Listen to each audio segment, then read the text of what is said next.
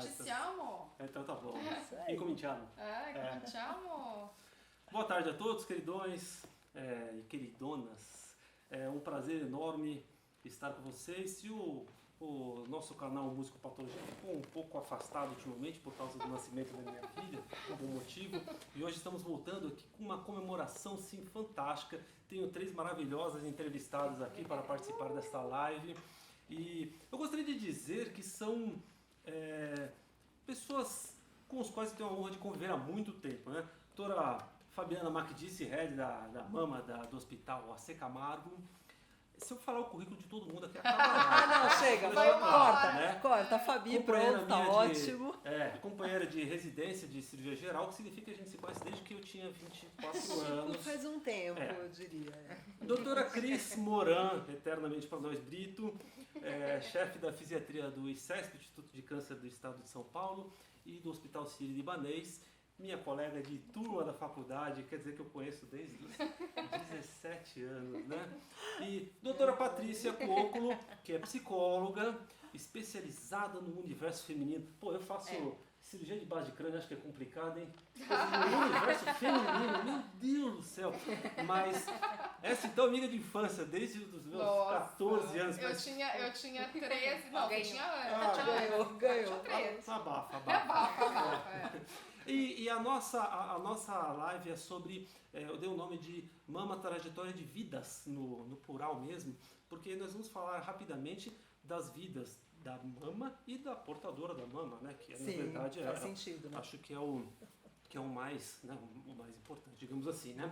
E entremeados de alguns pequenos trechos musicais, que sempre anima um pouco, né? Então, eu gostaria de lembrar que a mama, a relação nossa com a mama começa quando a gente nasce, né? Eu acho que é o primeiro contato entre um ser humano e outro, é do bebê com a mama, né? Então, existe uma música famosa de melodias folclóricas, né?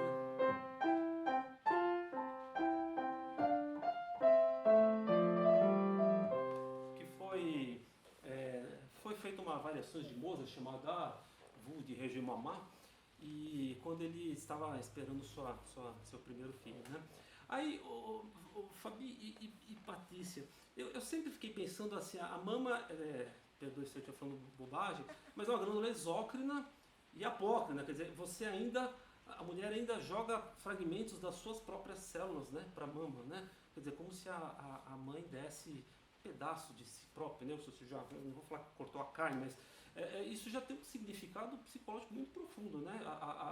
Como sinal de como é que se fala? De altruísmo, né? E de preocupação com o próximo. Não é isso mesmo? Não tenho dúvida. Eu só acho que é importante a gente dizer que não são todas as mulheres que conseguem amamentar. E talvez historicamente existe uma cobrança tão grande em relação a isso, né? Que por esse motivo que muitas mulheres se sentem tão mal e se cobram tanto por esse processo que é chamado amamentação. Porque é lindo quando a gente consegue, é lindo quando o bebê mama, é lindo quando dá para fazer, quando a paciente não tem, quando uma mulher já de repente não tenha perdido a sua mama por conta de um câncer. Então eu acho isso super importante, maravilhoso, mas é um processo que nem sempre acontece, né? Nem sempre é possível, e a gente tem que transformar esse amor de outras formas, não necessariamente só numa amamentação. Bem lembrado, né? É porque a gente sempre tenta fazer um paralelo entre a fisiologia e, infelizmente, a realidade do que a gente vê. Exatamente. Então estamos no Outubro Rosa. Exato. Eu ia comentar exatamente isso, né? Porque as experiências que eu tenho com as pacientes, eu atuo há 26 anos, né, em clínica. E muitas nutrem, obviamente, esse desejo de amamentar. E se preparam muito para isso. E tem muita frustração quando elas não conseguem, porque é muito preparo, é muito investimento em fazer isso. E muitas não conseguem. Então tem que lidar ainda com muita frustração para poder estar ali, e muitas vezes não conseguem, né? Exato. E, bom, mas de qualquer jeito, a criança, eu estou na verdade inicialmente na visão da criança, né? Ah, sim, na visão da criança. Cresce. Sim. A criança, né? vê a mama primeiro antes de ver a mama mãe. primeiro, né? A doutora Cris, desculpa, com esse tempo de conhecimento, doutora Cris, não, Fabi, pelo amor de Deus. E o doutora na live. Mas lembra da Laura Cury, professora de nutrição? Me lembro que ela falava, a primeira coisa que o bebê vê é um planeta enorme que se chama mama, né? Porque proporcionalmente a ele é muito importante. Bom, mas tudo bem, a menina vai lá, cresce, chega na adolescência cada vez mais precoce, né, o que tem outras implicações, e começa a perceber aquela fase de mudanças no corpo, né, o nascimento não apenas dos caracteres sexuais secundários, né. Eu tenho um cunhado americano que é fantástico, ele um dia foi abraçar a sobrinha dele de 15 anos e ele falou, as meninas vão ficando mais arredondadas, né? E nisso, essa fase é uma fase maravilhosa, né? Que teoricamente deveria ser de muita tranquilidade.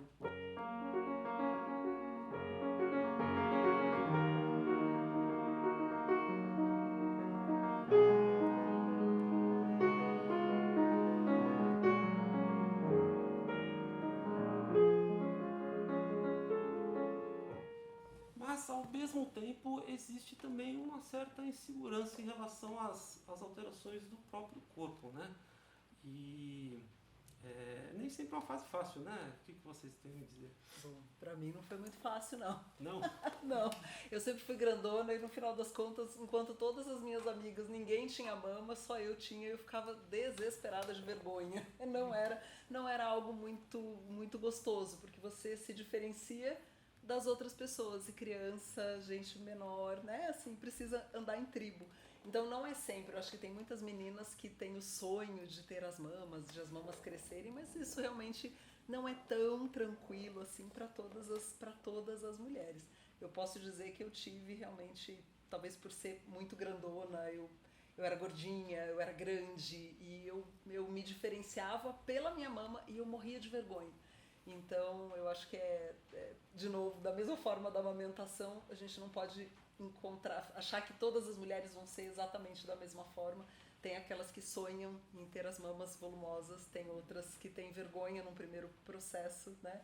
E que questionam, inclusive, tudo muito isso. Mas eu não tenho dúvida que é lindo, é um dos primeiros sinais dessa feminilidade dentro dessa questão do universo feminino. Mas eu percebo que não é sempre tranquilo para todo mundo. Né? E, Patrícia, você estava comentando que tem um estudo psicológico interessante sobre as mulheres que eventualmente optam por tirar as mamas, né? No caso das Amazonas, né? As guerreiras. Tem um estudo, na verdade vem de uma mitologia, né? A questão das Amazonas, uma tribo feminina, só feminina, embora tivessem homens também, mas era preponderantemente feminina, né? E elas eram guerreiras, né? As Amazonas eram guerreiras, assim como Atena é uma guerreira lá na Grécia. As Amazonas vieram um pouco antes, dizem que vieram antes ainda da Grécia, né? Uma tribo ali. E só que acontece, para elas manejarem bem o arco, a flecha, elas extirpavam a mama. E isso tem uma simbologia muito grande, né? Em todo o meu estudo e pesquisa, que eu venho fazendo de arquétipos, sei lá, há mais de 20 anos, eu vejo que as guerreiras, a ativação do arquétipo da guerreira em nós é muito importante, porque senão a gente não teria conseguido sobreviver ao mundo patriarcal. A gente teve que vestir, né, a nossa espada, tudo, a nossa armadura para poder vivenciar tudo isso que a gente vivenciou e cavar literalmente um lugar nessa sociedade, né? Acontece que, para isso, a gente acabou congelando, né, nesse arquétipo, a gente acabou assim vestindo ele totalmente, virou uma persona, que aí a gente começa a extirpar partes da nossa psique, de outras dimensões do nosso feminino, que são fundamentais pra gente, pra nossa saúde mental. Se a gente fica somente na guerreira, a gente vai ter muito prejuízo psíquico, não tem como mais, né? Então, eu acho que a grande cura para nós todas nesse momento é entender que a gente é cíclica, a gente não vem de um processo linear, como o patriarcado tentou, né, confinar a gente num lugar muito pequeno, num lugar de uma expressão, de uma não expressão, na verdade, né? E essa não expressão acaba indo para o nosso corpo, né? Acaba os órgãos femininos afetados, útero e mama. Por que a gente tem tantas mulheres sofrendo de útero e mama? Será que é uma coincidência? Não é coincidência, né? Tem alguma coisa acontecendo tragicamente dentro da nossa psique, né, Ale? Precisamos sempre ficar atentos, né? Bom, mas de qualquer jeito a mulher torna-se uma mulher adulta, jovem, e eu sempre faço uma comparação com a figura da bailarina, né? Que é uma figura tipicamente feminina, e que são geralmente magras, tudo mais, mas a silhueta da mama está sempre presente, né? É uma coisa impressionante e faz parte dessa realização. E é aquela parte que ela vira uma mulher adulta e começa a receber as suas serenatas, né?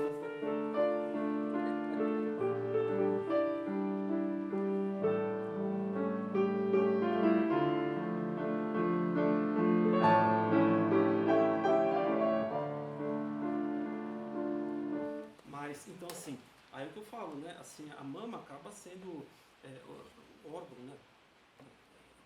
Que define a feminilidade de uma maneira mais visível, né? do que praticamente todos os outros, né? E aí existe a continuidade, digamos assim, que aí é aquela inversão de papéis que eu falei, que aí a mulher, ela tem lá os suas... Né?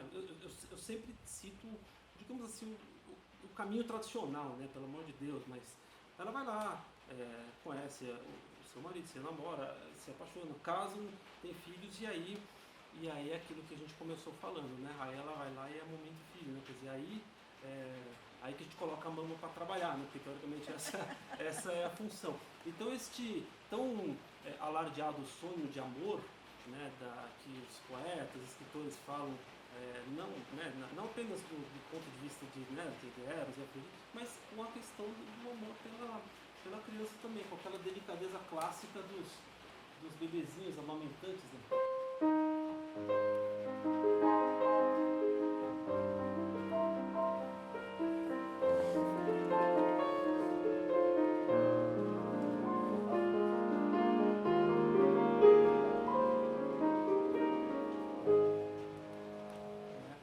Então, obrigado. Ô, Fabi. Olha lá, ó, ganhou coraçãozinho, ganhou coraçãozinho. Estou até de roda aqui. Vou deixar aí pra você. Vou deixar em você. Estou até de rosa. Mas aí, é que vocês já até adiantaram, mas, por exemplo, a Cris, que é especialista em funcionalidade do órgão, né? Realmente, mesmo para a mulher amamentante, às vezes não é um processo simples, né? Não é um processo tão natural e automático quanto às vezes a gente quer dizer, né? Porque a gente sempre faz campanha de amamentação e tudo mais, mas às vezes a mulher precisa batalhar, né? Para conseguir a tão sonhada amamentação, né? Sim, alguém que tem alguma deficiência, não tem membro superior, tem que fazer alguma adaptação para conseguir amamentar. Então, tem essa questão da funcionalidade também, do membro superior, do tronco. Então, muitas vezes é preciso fazer uma adaptação. Na reabilitação, a gente fala, a gente sempre trabalha para recuperação e enquanto não melhora, adapta, ou quando não melhora, adapta. E aí tem essa questão da funcionalidade, é fundamental, tem que ser lembrada mesmo. Não, mas assim, é curioso, eu nem tinha pensado nisso, né? Eu tinha pensado nas mastites, o bico invertido, aquelas dificuldades naturais, mas isso que você fala me chama muita atenção para um fenômeno que a gente está vendo em várias áreas da oncologia, né? Que é o surgimento cada vez mais precoce de pacientes com tumores antigamente mais reservados à idade mais avançada, né? Então, o próprio câncer de mama, acho que isso tem acontecido também, né, Fabi? Tem acontecido, a gente tem reduzido as idades, né? A idade tem reduzido. Obrigada. A idade tem reduzido. É óbvio que não é uma redução absurda, isso vai paulatinamente. Então, a população vai envelhecendo, e o câncer ele é basicamente uma doença degenerativa, mas a gente também tem percebido que, principalmente no Brasil, a gente tem um número de pessoas com câncer entre 40 e 50, ou até menos de 40, com um número muito grande de mulheres, né, que apresentam câncer de mama. Então, chuva, muita chuva. Interfere no som, claro. Fazer o quê? Mas é natureza. A gente fala mais alto. Acho que a gente vai ter que falar mais alto. Eu também acho, fica romântico, bonito, é piano, sexta-feira, aconchegante. Só falta o vinho. Exatamente. Que eu não servi porque estamos teoricamente certo. senão já Estamos num momento de trabalho, entendeu? Eu já até ia trazer um rosé aqui para nós. Mas infelizmente, contra as forças da natureza, como a chuva e o sinal de internet ruins, a gente não tem muito como batalhar. Mas na edição final a gente consegue melhorar isso. Mas, oi. Eu queria fazer uma pergunta. Eu tenho visto, assim, algumas mulheres, mesmo pacientes, com muita dificuldade de fazer o desmame. Assim, ela e a criança, né? De repente vai até 3 anos, a criança ainda quer mamar e elas estão com muita dificuldade de fazer essa transição, né? Vocês têm alguma dica? Porque, assim, tem muitas mulheres passando por agonia e sofrimento, eu vejo, sabe? Eu sempre converso muito com as minhas pacientes sobre isso, tanto por essa ansiedade para amamentar, porque muitas delas não podem amamentar ou não conseguem amamentar, e eu sempre tento suavizar, porque é uma pressão da sociedade absurda pelo processo de amamentação, do tipo, você é obrigado a amamentar, você tem que amamentar. E claro que se você consegue amamentar é maravilhoso, é barato, né? Claro. O leite está pronto, você leva junto com a criança, mas eu percebo que existe muita pressão. Então, e por conta dessa pressão, esse laço que existe entre a mãe e os filhos, e até de uma necessidade de eu sou necessária, né? Conforme a criança vai crescendo e vai exigindo, porque enquanto a criança é pequena, ela não exige, né? A mãe, ela se sente a doadora, ela se sente dando amor, ela se sente oferecendo. Mas quando a criança já tem a capacidade de falar, eu quero, começa a fazer birra, levanta a blusa da mãe. Isso. Inclusive essa mãe, ela tem muita dificuldade. E essa dificuldade, ela acontece para várias coisas na vida da gente, né? Eu lembro que são os limites. Esses limites a criança, nós é que temos que colocar esse limite. Então eu tenho muita paciente, por exemplo, com um filho pequeno ainda em processo de amamentação, que descobre um câncer de mama. E a gente tem que fazer a parada, essa cessação. Então o que eu converso com as pacientes é que o amor, ele vai muito além desse processo de amamentação.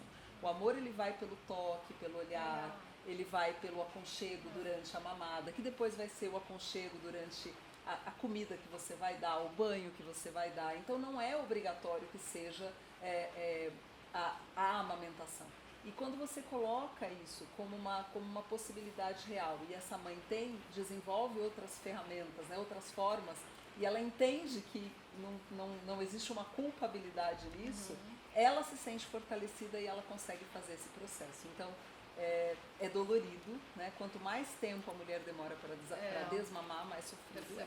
Mas é possível, a gente precisa ajudar. Já que você falou na questão da mulher moderna, né, tem a questão da necessidade profissional de também, trabalho. que implica, às vezes, de uma maneira muito impactante, né? Mas nesse caso até fica mais fácil, porém muito doloroso, fica mais fácil porque tem um limite assim muito prático. Eu preciso voltar, né? As que estão em casa, que se permitiram ficar, tal, ou não estão trabalhando naquele momento, cara, às vezes fica muito mais difícil de colocar o próprio limite, porque a criança vem e arranca a blusa da mãe. Na terapia, assim, elas arrancam a blusa da mãe na terapia, eu falo, gente... Vai fazer isso na terapia, né? Agora, outubro é um mês, classicamente, já é um clássico, né? Acho que foi o primeiro, né? Acho que desde 2002, sim, mais ou menos. Foi o primeiro a colorir, né? Foi o primeiro a colorir, né? Isso, o primeiro a colorir. E assim, o principal mote, como sempre, é o câncer mesmo, né? Então, é o que eu falo, aí existe aquele momento, que é o momento da digamos assim, da apreensão. Aquela hora que a pessoa descobre por algum motivo, ou pelo exame, ou pelo exame de rotina, ou pela própria autopalpação, de repente ela descobre que tem alguma coisa errada. Então ela já tem uma primeira impressão muito ruim.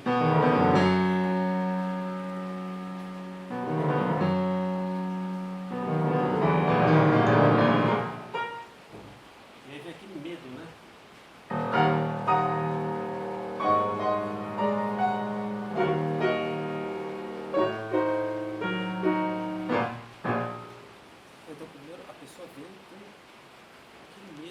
Isso, e é aquele momento angustiante até fazer o diagnóstico. Eu vou dizer que esse primeiro acorde que você tocou é a primeira batida do coração quando a mulher sente o nódulo ou abre o exame e fala, deu ruim. Né? É aquele momento não era o que eu queria ler. Que não era o que eu queria ler, não era o que eu queria ouvir. Mesmo que ainda não tenha o diagnóstico. Quando existe o diagnóstico, então, claro, isso se acentua. Mas eu acho que esse primeiro impacto, né? Se foi no susto porque abriu o exame, se foi no susto porque o médico falou e não sabia ainda, eu acho que foi perfeito esse primeiro acorde. Me deu até um susto aqui. Deu um treco. Mas eu vou dizer que eu lembrei do meu dia. Eu acho que foi bem assim. Falei, ai, É um susto, né? e dá aquela parada A no vida coração. tá cheia assim. desses Ai, momentos. ai, ai, a vida né? tá cheia Tá desses cheia, momentos. É E, bem isso. e aí existe aquela famosa situação psicológica que são as fases, né? As fases do luto, né? Não o luto normal, óbvio, mas Uma uma perda de alguma coisa que saiu fora da sua programação original, né? E aí existem vários momentos diferentes que são interligados, né? Mas a doutora Fabi é uma especialista escreveu um texto bonito sobre isso. Obrigada. Eu acho que aqui a grande questão é o que a gente vive todos os dias. Foi o que a Cris falou, esses sustos, eles podem acontecer pra gente por vários momentos, né? Por várias coisas. É claro que pode ser a perda de um ente querido, pode ser um acidente, pode ser algum problema sério de saúde, que não seja nem por câncer na família, alguma coisa que realmente te impacta profundamente. E geralmente essas emoções, elas são muito parecidas de princípio, né? Primeiro aquela negação, não é possível, não, você tá de brincadeira, né? Não é possível, esse exame não é meu, doutora, lê certo, isso daí não tá errado, isso vai se continuando, né? Então, de repente você começa a ter aquele momento aí a hora que você fala, não, é isso mesmo, você tem a raiva, a sensação de culpa, o que foi que eu fiz de errado, e ninguém tem culpa de ter câncer, pelo amor de Deus, Nossa, né? pelo amor de Deus, Então não existe culpabilidade, né? Câncer é uma doença multifatorial. É claro que a gente estamos vivendo na sociedade momentos onde nós temos feito muitas coisas ruins para a nossa própria saúde, né? Temos ficado muito desatentos à nossa saúde. Temos enfrentado muita poluição, muito trânsito, muito estresse, muitas coisas ruins que nos fazem mal de fato. Mas a gente não pode dizer que isso esteja sendo a causa do câncer, porque ele é multifatorial. Mas todo esse medo, esse estresse, então isso vai subindo e descendo, né? Vai naqueles momentos que você gostaria que aquilo não fosse o correto. Muitas vezes durante a consulta a gente percebe que a gente começa a falar, começa a explicar, mas o que a mulher ou quem estiver na consulta ouve é só um on. Depois que você falou a palavra câncer, não se ouve mais nada, né? Então, depois desse susto, é igual, você quando você tem um susto, dá aquela taquicardia e parece que você fica surdo, né? Paralisa. Então, eu acho que essas são as principais emoções, né? Daquele primeiro momento. A gente está habituado a ouvir esses relatos e essa é uma fala muito comum. A gente está coletando alguns relatos para fazer uma publicação de histórias. Um livro que a gente vai lançar até o final do ano, que chama Mar de Rosas. E a fala mais comum, o denominador mais comum de todas as falas, são 46 histórias, o que mais apareceu foi eu perdi o chão. No relato espontâneo, por áudio, escrito, esse momento, é essa frase, eu perdi o chão. No momento do diagnóstico, eu perdi o chão. Então é essa sensação. E aí passa, né, Santos? Tem o susto, a negação, a ansiedade, a ira e tudo mais. Mas chega uma hora que a pessoa precisa se resignar para fazer o tratamento, né? Os compositores não têm músicas específicas para isso, mas existem algumas que passam por esses momentos, né? O mais clássico aqui do Beethoven, né?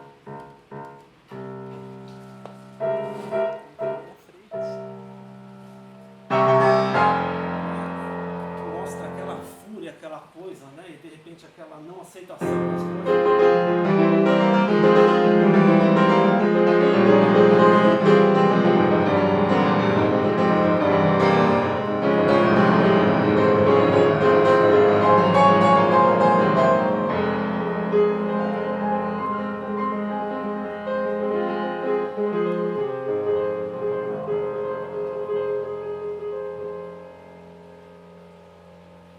Eu falo isso porque assim, essas fases, né, dos lutos, né, elas não são só para o câncer. O câncer é uma doença que esses modelos são muito fortes, né? Mas, por exemplo, no caso do Beethoven foi com a surdez, né? É a mesma coisa. De repente, uma hora que percebe o chão aí, tem os momentos aqui, os mais ali e tudo mais. e ele conseguiu transformar isso em música de uma maneira muito interessante.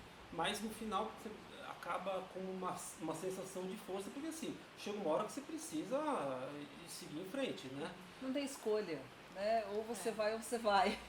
Então, Não tem, acaba, né? não tem, Mas tem. A curioso, realidade se impõe. mas alguns Exatamente. pacientes, eles ainda querem insistir, né? E o que é ruim, porque às vezes você perde às vezes o time, o tempo, ou precisa mudar a abordagem terapêutica, porque nessa tentativa, às vezes é uma coisa muito São complicada. escolhas. Oi? Né? São escolhas. A gente precisa estar pelos nossos pacientes oferecendo aquilo que a gente sabe fazer, porque existem muitas formas e nós temos sempre o mesmo jeito, né? Nós sempre fazemos do mesmo jeito.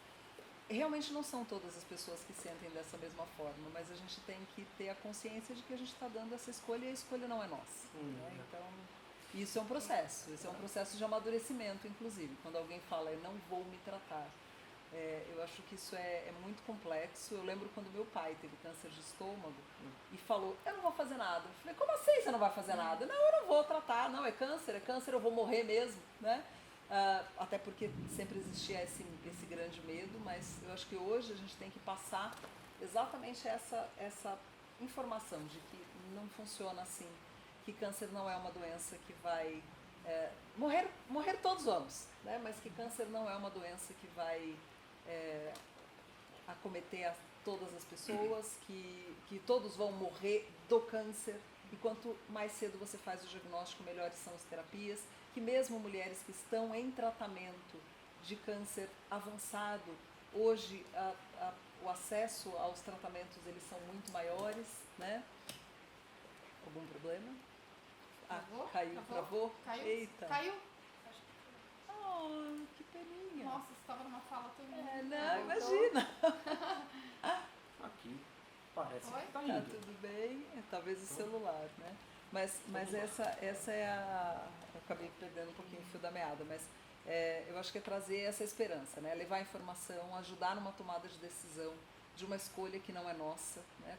Quando alguém pergunta, aproveitar aquele momento, que eu não acho que seja o ideal, mas aproveitar o momento que a paciente fala, se fosse você, doutora, não é a gente. Então é óbvio que a gente tem que fortalecer essa mulher para ela tomar a sua própria decisão, porque não adianta eu escolher, a escolha é dela, né? É com ela. Então a gente tem que ter essa consciência de ajudar nessa tomada de decisão de uma escolha que realmente não é uma escolha fácil e que muitas vezes leva a medo e leva a fuga, né? Mas eu ouvi de uma paciente uma vez a seguinte frase: doutor, eu tentei fugir, mas eu não conseguia fugir de mim. Onde quer que eu fosse, eu me levava junto. Que Nossa, coisa, hein?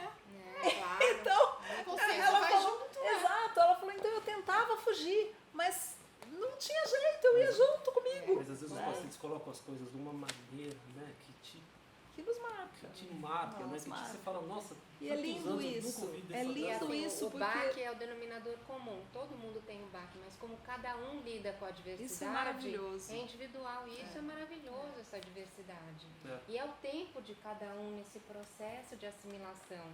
E uma das questões é lidar com as incertezas, e esse, alguém já disse, um sinal de maturidade, a nossa maturidade, o amadurecimento, é conseguir lidar com essas incertezas que a vida traz.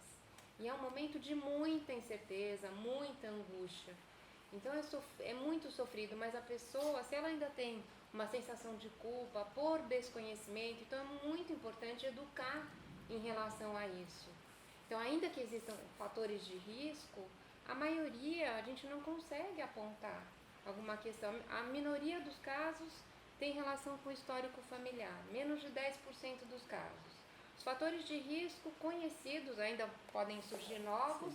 Sim, tem tabagismo, tem etilismo, tem obesidade, tem sedentarismo, tem o uso de anticoncepcional oral prolongado. A gente está numa geração de menos gravidezes, então exposição hormonal mais prolongada. A pós-modernidade traz vários riscos.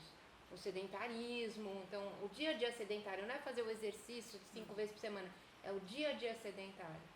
Então, se ainda vem junto com esse sofrimento do diagnóstico, que é muito sofrido por si só, ainda uma culpa que vem de um desconhecimento que ainda é muito frequente. Então, é fundamental essa questão da educação, para que fique menos sofrido. Esse e processo. ajuda no processo de superação. Está nos assistindo todas as mulheres do projeto Oncosuperação do AC Camargo. Elas devem estar todas aí online. A ação, né? Então a aula delas era agora, nesse horário, e elas mudaram para assistir a todas Que estão honra. nos assistindo. Parabéns. Então, superar é Fico preciso. bem-vindo, Né? Então, eu acho que nesse processo de superação, cada uma vai descobrir uma forma de superar. E aquelas mulheres que não conseguem, que não nasceram com aquelas ferramentas necessárias, porque nós somos diferentes e muitas vezes nós temos talentos que nós desconhecemos e nós temos talentos que nós não temos e que alguém precisa nos educar, ajudar, né? E muita Então, gente floresce nesse meio exatamente. adverso, por isso até o símbolo da flor de lótus. Isso, Ela quanto exatamente. mais enlameado o terreno, mais linda ela fica. Isso aí. Então é florescer. Por isso Florescer é que preciso. exatamente. Exatamente. E aí, por isso, o que eu falei do mar de rosas, ter câncer de mama não é um mar de rosas, mas eu tenho um subtítulo, é Mar de Rosas, mas é a beleza em meio à turbulência advinda do câncer de mama. Então é isso, a beleza em meio ao caos, né? A flor na rocha. Eu costumo dizer que é um mar de rosa sim, porque tem a beleza das flores, mas também tem os espinhos e faz parte, tudo faz parte Isso, do mas processo. não é um mar de rosas né? passar por esse processo. Sim, claro. É muito difícil. Sim, óbvio. É muito difícil passar por todo o processo, diagnóstico, tratamento. Então não é um mar de rosas. Então vamos falar da real, né? Da Então, realidade. é o que eu falo para os pacientes, nossa, eu não trato mama, né, só para vocês, mas o tratamento de maneira geral, é a pior experiência que a pessoa vai ter na vida, porque ali é batalha, porque você vai pensar, além de toda a angústia que já está permeando isso, você vai ter uma cirurgia com diversos graus de mutilação e disfuncionalidades, etc e tal, blá, blá, blá, blá, blá, blá. Ainda vai ter o tratamento complementar, radioterapia, quimioterapia, e aí você tem as complicações agudas, as crônicas e as sequelas, né? Então, assim, eu falo que é uma batalha que a pessoa precisa estar, é difícil dizer essa palavra, mas animada, né? Para vencer isso, porque se ela já entra derrotada é muito ruim, é muito ruim, né? Tem que existir uma esperança. Então a pessoa precisa entrar assim, fortalecida, né? Coloca aí.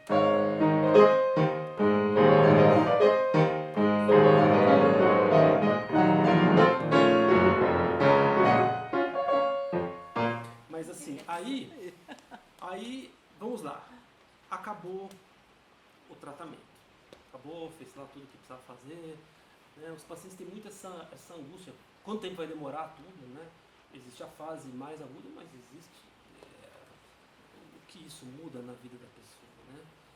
E infelizmente a gente tem que lembrar que nem todos têm um desfecho esperado, né? Infelizmente o câncer de mama hoje em dia a principal causa, né, de mortalidade acho que no Ocidente de maneira geral, né? Sim, são muitos os países, a maior parte dos países onde o câncer de mama é o câncer de maior mortalidade. Geralmente essa mortalidade está associada a fases diagnósticos mais tardios, a falta de acesso a tratamentos, a desconhecimento sobre a doença. Então, e há essa dificuldade, como a Cris falou, da educação de pessoas para acreditar que o diagnóstico ele tem que acontecer, né? Então são todos esses processos juntos, mas aqui no Brasil, infelizmente ainda 1/4 das mulheres ainda morrem da doença, ainda morrem do câncer de mama. Parece que estamos com aqui diz que está. Estamos com problemas técnicos. E assim não, e assim é o 5G ali a 30 km, né? Ok, Assim, chuva em São Paulo, mas vamos seguir. Por isso que a gente tem que fazer ao vivo. Faz algo Já falei. para mostrar bem na claro, né? realidade. Na realidade. Agora, um outro assunto que eu considero delicado tudo bem, acabou, faz o tratamento, etc e tal. Agora, isso é coisa comum para outros tipos de câncer, mas acho que para todos, existe aquela eterna vigilância de querer saber como é que está, se está tudo bem, etc e tal. Então, às vezes é um equilíbrio muito difícil entre você ser vigilante e você ter uma ansiedade crônica cria um medo, um pânico de precisar passar por tudo aquilo de novo. Isso é difícil, né, Patrícia? Isso Você diz numa possível reincidência? Não, a pessoa que tem medo de voltar, né? De voltar ao amor, né? Exato. É uma coisa difícil. Tem uma imagem que eu gosto muito, né? Que quando você passa por uma situação dessa, você entra num deserto. Você entra num deserto da alma, um deserto psíquico. Uma aridez. Né? A gente adentra esse ambiente da aridez. E aí, nesse momento, em algum momento, pode ser que não seja nem naquele processo, porque esse processo, geralmente as pessoas congelam, elas não conseguem rezar. Pode ouvir, né? As pessoas, eu não consigo rezar, eu não consigo acender uma vela, eu não consigo pedir ajuda, eu não consigo fazer nada. A pessoa para perdida no deserto. Agora, em algum momento, você vai precisar ser capaz, aquilo que você contou, de adentrar mais fundo dentro de uma camada psíquica mais funda, mais profunda. Você vai precisar pegar aquele teu recurso que talvez você nunca tenha conhecido. Você vai descobrir lá, né? O Raul Seixas, lembrei dessa música dele, que ele fala: morte, morte, morte, que talvez seja o segredo dessa vida. É linda essa música, né? E porque aí você vai ter que adentrar mais fundo, você vai ter que pegar suas raízes, você vai ter que ver até onde ela está. Onde ela pode chegar, porque ela pode chegar mais ainda, para você pegar aquele nutriente e trazer para você. Obviamente, as pessoas que estão do teu lado segurando a tua mão, os médicos, são fundamentais. Toda a equipe, meu Deus, e segurando a tua mão, assim, é a experiência mais linda que a gente possa ter, né? E aqui chama atenção uma coisa assim, não são só os médicos, aliás, muitos profissionais acabam passando muito mais tempo ali com o paciente sentindo essas dores, né? Você pega lá, por exemplo, a fisioterapeuta que está drenando no edema, a psicóloga hospitalar. Sim, eu tô falando da equipe Não, toda, não, né? não, Eu falei médico, mas a equipe de saúde, né? É só para lembrar. E às vezes até os profissionais da limpeza que estão vendo essa paciente chorando no Meu banheiro. Deus, totalmente. Que estão lá sempre quando ela vai fazer químio, eles estão lá, né? Sim, as moças da recepção. Nessa fase de vulnerabilidade, você sente muito o apoio que vem, então, de todo mundo à sua volta. Então, esse relato é muito frequente. Então, desde a pessoa que atende na recepção, é toda a equipe que está naquele momento. Então, é uma fase que a pessoa está especialmente sensibilizada para esse cuidado, para essa atenção, e ela está muito necessitada. Então, é muito comum, é todo mundo. Então, não é são os profissionais de saúde, todos aqueles que têm contato nessa fase. Se você for ver nas unidades que tratam oncologia, etc e tal, assim, isso é bem comum. Treinamento específico. Treinamento, porque acaba vivendo é diferente uma recepção no pronto-socorro geral do que um jeito de ser, um jeito de tratar, que vai. Ou às vezes a pessoa que não suportar esse tipo de situação, às vezes ela vai optar por trabalhar em outra coisa. Não tem dúvida, com certeza. No Instituto do Câncer, a gente tem o grupo Acolhida, que é um nome lindo, que é para receber justamente a partir do diagnóstico e preparar para o que vem adiante. Teve agora essa semana, não foi um desfile E agora, todas essas lá, ações de humanização, tem muitas ações de humanização, e essas ações puxando para a vida. Então esse desfile foi a coisa mais linda, foi quarta-feira.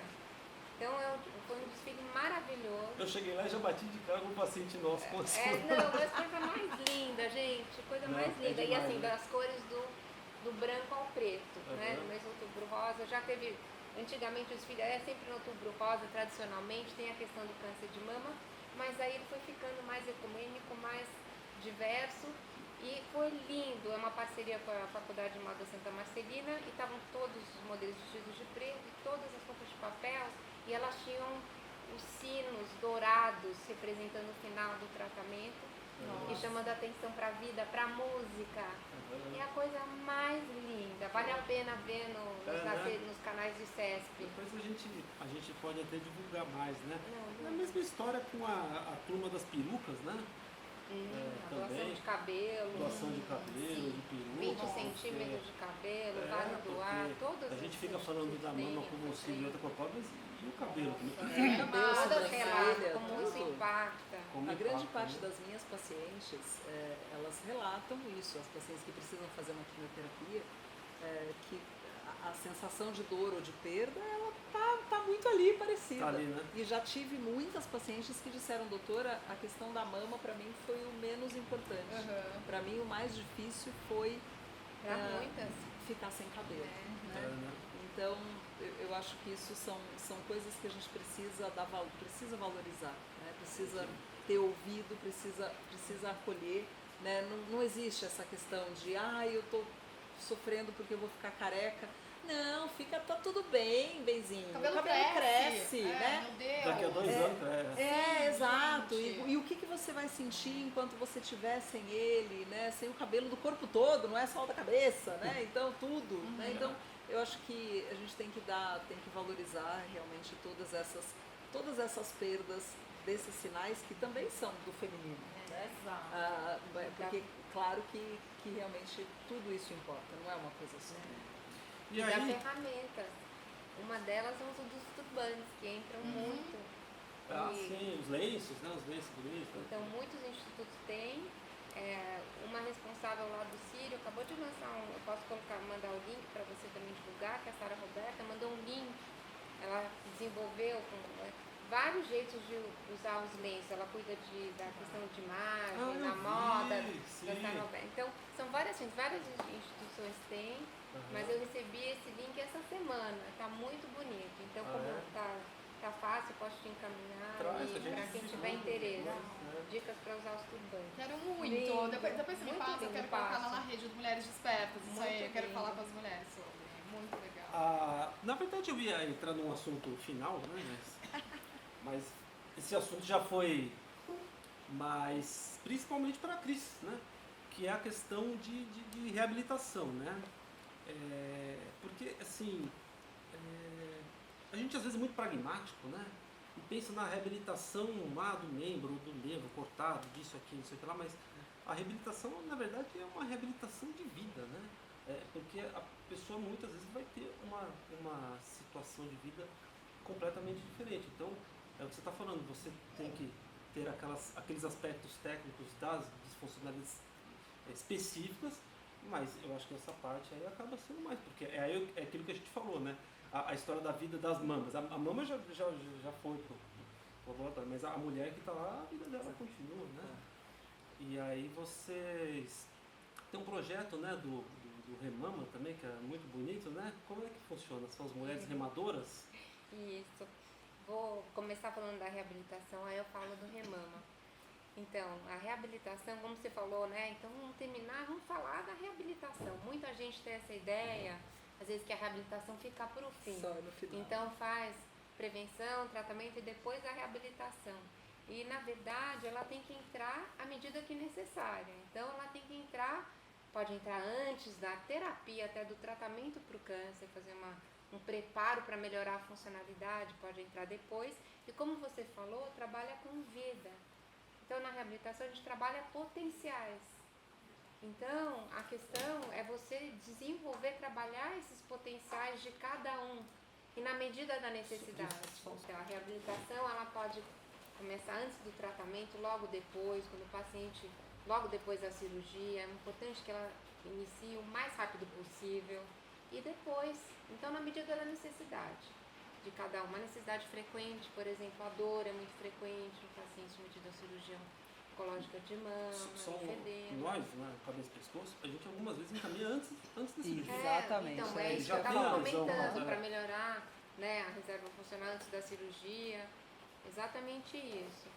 Ou depois. Então, demandas frequentes, dor, linfedema, limitação de amplitude de movimento. Essa é a postura para fazer a radioterapia. Muitos pacientes que homens também têm câncer de mama, vêm depois da cirurgia, ficam com receio de movimentar porque tem dor, e aí chegam para a radioterapia, e aí o radioterapeuta pergunta, deixa eu ver como está a amplitude do seu ombro, porque essa é a postura para a radioterapia. E aí, aí vai direto para a reabilitação, para ganhar movimento. São várias questões que vêm, também sequelas da quimioterapia, como as neuropatias, tem várias questões. E uma questão muito importante é o exercício físico. tanto para prevenir, prevenção primária, para reduzir o risco de câncer, como para prevenção secundária, para reduzir o risco de recorrência. E o exercício é remédio para questões que são muito frequentes na oncologia dos pacientes oncológicos e, claro, nos pacientes com câncer de mama. Então, a gente fala que tem 4 questões que são muito frequentes. A gente fala um quadrinômico é muito frequente em pacientes com câncer. Então, dor, os distúrbios do sono, os transtornos do humor e a fadiga. E o exercício ajuda nos 4. E eles se potencializam, né? Quem tem dor pode não dormir bem, piora a fadiga, piora o sono. E aí ficam num ciclo. Então o exercício ajuda em tudo isso. E aí entra a questão do projeto Remama. Então esse projeto ele foi inspirado em um movimento internacional. E porque muita gente até hoje, inclusive profissionais de saúde, acham que pessoas que foram submetidas à cirurgia oncológica de mama não podem fazer exercício com o tronco e os membros superiores. Que nem só na massagem, né? É. A drenagem linfática, Isso, né? e tem muita gente que me pergunta, fala, doutora, mas eu posso fazer massagem? Não vai, né, estimular, espalhar câncer? Isso, e muitas vezes o paciente já terminou o tratamento e os laboratórios, as clínicas, né, de estética principalmente, né? Mas muitas vezes até fisioterapeutas que não tenham a habilitação em tratamento de pacientes com câncer de mama acham que isso não é possível, né? Que fazer uma massagem, fazer uma drenagem, que seria contraindicado. Então, ainda existe muito esse desconhecimento e a gente precisa educar ainda também os profissionais. Inclusive. Exatamente. Esse ano eu fiquei super feliz porque pela primeira vez em plenária, né, na Sociedade Brasileira de Mastologia, nós levamos essa temática. Eu dei aula de exercício como medicina, né? Exercício como remédio, exercício como tratamento, né, para o câncer de mama. Tem dose, frequência, intensidade, isso, exatamente. duração, As indicações, as evidências científicas. Então isso está mudando, né? E você percebe que muita gente falou, nossa, que delícia, que legal, vou ter uma informação adequada, científica, né? Que eu trouxe de um congresso brasileiro para levar para minha paciente, para minha cidade. Então a gente percebe que ainda existe muita desinformação por parte de todos. E esse projeto Remama ele é maravilhoso, assim como nós temos também no AC Camargo a fisiodança, onde as mulheres também fazem dança, né? Então todas essas amplitudes de braço, né? Então uma das fotos que eu tenho muito deusa, né? Nossa, maravilhosas, né? Maravilhosas, dançando, fazendo exercício e dançando. A gente teve uma apresentação delas no teatro e eu tirei uma foto quando elas estavam todas de costas com os braços para cima. Coisa mais linda do mundo, você fala, puxa, né? Então são coisas que fazem a diferença, né? E essa reabilitação, como a Cris falou, é antes, o durante e o depois. Então se a gente consegue que uma pessoa, muitas vezes eu ouço das pacientes, puxa, doutora, que sacanagem, eu sempre fiz exercício, eu sempre me cuidei, tudo aquilo que está escrito que aumenta o fator de risco para câncer de mama, eu nunca fiz, né? E por que eu tive câncer? Então eu começo dizendo, primeira coisa, porque você é mulher e está envelhecendo todos os dias, bem-vindo ao time, né? Faz parte, não tem jeito, a gente não anda ao contrário, né? E segunda coisa, que não significa, o fato de você ter feito tudo certinho não significa que você está blindado, mas você está de parabéns, porque o seu corpo vai estar com uma condição física muito melhor para passar por esse tratamento com menos efeitos colaterais, com maior força, com maior qualidade, com uma resistência maior, uma imunidade melhor. Então tudo aquilo que você fez não foi perdido, né? Essa reabilitação anterior, né? Você tem reserva, é isso. Que lindo, de reserva. Então esse projeto Remama, ele desmistifica, né? Não, você pode remar, pode fazer um monte de coisa. E começou com uma história muito bonita, que foi um médico canadense, que a esposa teve câncer de mama, e foi dita para ela que ela não podia fazer nenhum exercício com tronco membro superior. Ele era fisiologista do exercício, remador, médico da seleção canadense de remo, e ele falou assim, vou estudar isso, será mesmo que vai fazer mal? Década de 1990, estudou, viu que fazia bem, estudou com um grupo de mulheres remando em barco dragão, justamente que tem todo o simbolismo. As guerreiras do barco dragão, é o simbolismo do arquétipo, é guerrear contra o câncer, e em conjunto, então com esse apoio mútuo. E aí ele fez a pesquisa, mostrou não só que não fazia mal, como fazia bem, então ele não aumentava o risco de linfedema, pelo contrário, ajudava o linfedema. E aí as mulheres que remavam falavam, mas acabou a pesquisa, mas a gente quer continuar. Aí foram elas, as mulheres que começaram esse movimento internacional, É mesmo, que começou no Canadá em 2010. No Canadá, poxa. E aí, me deparei com o movimento e falei, nossa, a gente precisa colocar o Brasil nesse mapa, nesse movimento. Era 2013, estava em 12 países. Aí, poxa, a gente tem a Raia da USP, aí foi a história. Aí o Bezerra do CPUSP, eu conversei com ele. Aí, nossa, vamos fazer Linamara, vamos fazer o que você precisa. Remo ergômetro no centro de habilitação, barcos na raia. E aí começou em 2013 o Remama. E elas são as guerreiras do dragão. Elas cantam. O grito de guerra delas é coragem, ação, guerreiras do dragão. Rosa! E com o braço aqui em cima. Aí se quer, porque tem um significado do Claro, né? Que maravilha. Bom. E são 50 agora. E agora tem 20 equipes no Brasil inteiro. Tem um movimento, para quem tiver interesse. O Remama é voltado para pacientes do ICESP. Mas já são 20 equipes no Brasil e tem um movimento nacional que são as Remadoras Rosas do Brasil. Então, quem tiver interesse, fazer contato pelos canais e acompanhar. Esse grupo é o Remama, a equipe Remama Dragão Rosa. Elas são lindas. Gente, sério. Gente, não, com essa imagem terminou, né? Tipo, não tem mais o que dizer. Ah, você pode tocar, na verdade. Termina aí. Aliás, tô achando, também acho que precisa. Ah, essa música era preferida do meu pai.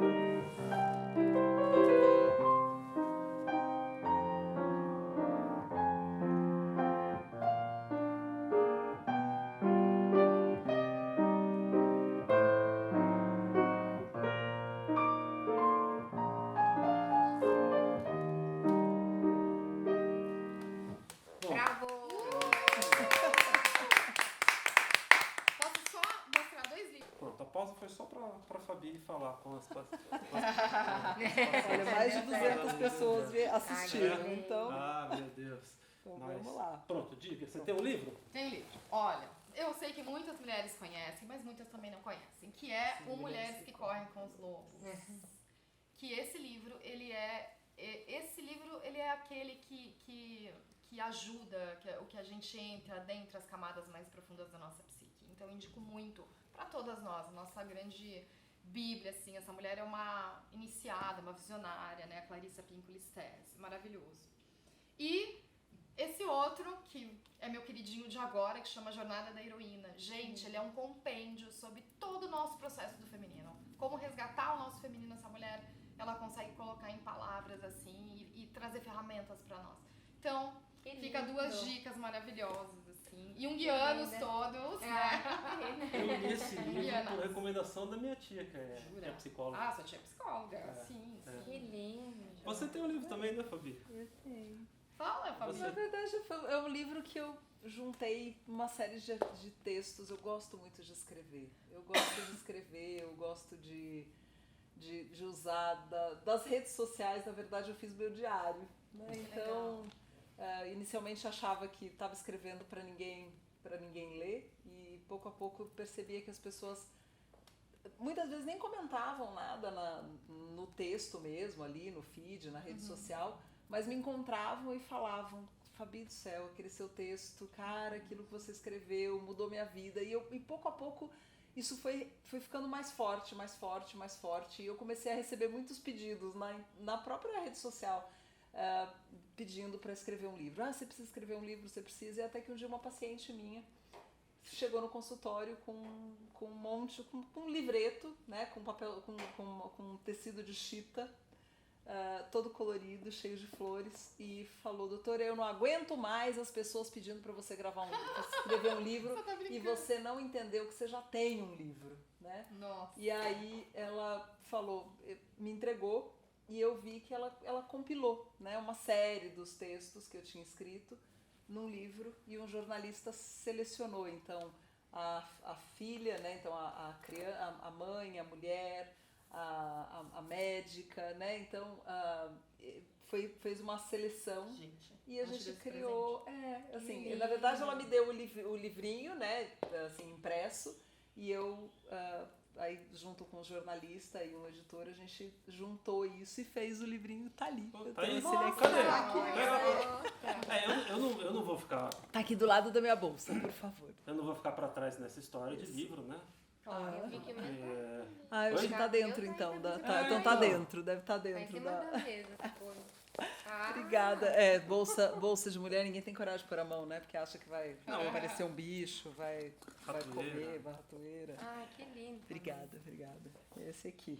uma Não sei cesta pra de quem que cada eu vez. mostro, como que eu mostro, Que lindo. mas eu trouxe aqui. Que graça. Uma cesta de cada vez mostra para É. o público. Mostra, você tá na Uma Tá, cesta como onde? hoje. Aqui, É, exatamente. como Eu falo, hoje. os projetos mais lindos da minha vida sempre aconteceram sexta-feira, Que sabe? lindo! Então a gente criou e a gente, por muito Parabéns. tempo, nós assim, é que agora os filhos adolescentes já começa a diminuir um pouco mais esse peso da sexta-feira, mas sempre foi o dia da família, né? Então É. aquele dia que a gente se juntava para assistir um filme, pedir comida, fazer alguma coisa juntos. Então era aquele dia que a gente inclusive dormia juntos, colocava todos os colchões no chão e a gente dormia toda sexta-feira juntos, né? Era o Criou dia que uma- as crianças ficavam esperando chegar para que a gente dormisse Criou todos um juntos no arquipélago de mesmo quarto. memórias, né? É, exatamente. Eu para não ficar atrás, eu trago um livro aqui maravilhoso também, chamado A Vida como... Ixi, Fabi, mostra você, porque aqui Tá a bem. luz pegou. Não, ainda tá aqui. A vida como ela deve ser. É Como ela seu pode esse? ser. Esse é o seu? da Cris. Ó, Esse é o pode da crer Cris. que é A assim. vida como ela pode ser. Como ela pode ser, pode né? ser. É, Falei pode errado. ser, você falou deve ser. Ah, desculpa, como ela pode ser. Senão eu vou estar ensinando É. que não dá pra ensinar, não tem fórmula. É isso. Desculpa. É a vida como ela Cris. pode ser. Mas é um livro que tem a história também Que relacionada, pode né, ser Cris? porque fala de potenciais, porque fala que pode acontecer com todo mundo. Uhum, Então esse pode, ele tem esses dois sentidos. Que uhum. pode acontecer com todo mundo é baseado em histórias reais de 30.